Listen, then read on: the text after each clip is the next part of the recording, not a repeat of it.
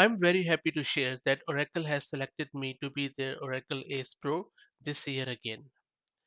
I have been honored by Oracle for more than 10 years now to be an Oracle Ace, and Oracle Ace program recognizes and rewards individuals for their contributions to the Oracle community. Many ACEs are technically proficient and share their knowledge and experiences through giving presentations, writing blog posts, books, and articles, creating video tutorials, contributing to open source projects, sharing their knowledge on social media, writing code, answering questions in community forums like Stack Overflow, Oracle Community Forums, and much more. The ACE Award is given to community leaders who recognize and organize conferences or meetups.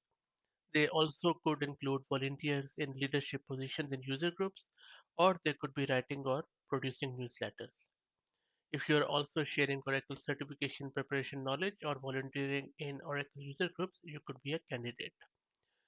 This award is given for a 1 year term, and members are eligible to receive the award for consecutive terms based on their continued contributions in the community. The this program is comprised of three levels: Oracle Ace Associate, Oracle Ace Pro, and Oracle Ace Director.